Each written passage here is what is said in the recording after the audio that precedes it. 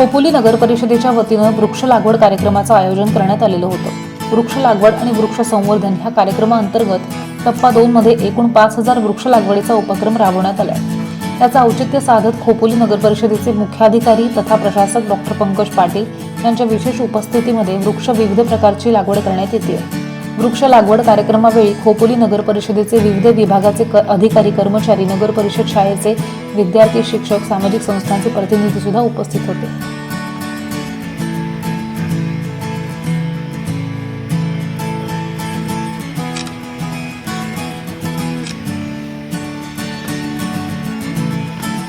सध्या आपल्याला माहिती की ग्लोबल वॉर्मिंगमुळे पर्यावरणामध्ये असंतुलन निर्माण झालेले आहे। याबाबत केंद्र शासनाच्या, राज्य शासनाच्या वेळोवेळी मार्गदर्शक सूचना प्राप्त आहे, ज्यामध्ये वृक्षांची लागवड करणं मोठ्या प्रमाणात हा एक चांगला मार्ग आहे की जेणेकरून आपण ग्लोबल वॉर्मिंगसारख्या समस्यांवर मात करू शकतो। स्वच्छ सर्वेक्षण आणि माझी वसुंधरा याच्यामध्ये नगर परिषदेने चांगली कामगिरी केली आहे। नुकतंच माझी वसुंधरामध्ये आपल्याला 50 लाख रुपयाचं बक्षीस मिळालेलं आहे। तर त्याच मोहिमेअंतर्गत पुन्हा एकदा चांगल्या अर्थाने काम करण्याचा हेतू ठेवून आज सुमारे 5000 वृक्ष लागवडीचा आपण संकल्प केलेला आहे आणि 5000 वृक्ष लागवडीचं काम आपण आज त्याचा शुभारंभ केलेला आहे। आणि निश्चितच हा परिसर ऑलरेडी आता ग्रीन आहे, तो अतिशय ग्रीनर झाल्याशिवाय राहणार नाही।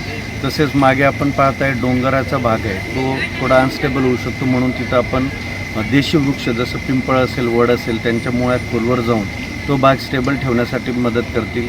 आणि या प्रकारे आपण देशी वृक्ष जास्तीत जास्त लावण्याचा संकल्प केलेला आहे। आणि काही नागरिकांना लागलं तर आपण त्यांना देशी वृक्षांची मागणी केली तर नगर परिषदेतर्फे ते सुद्धा देण्याचा मानस आहे।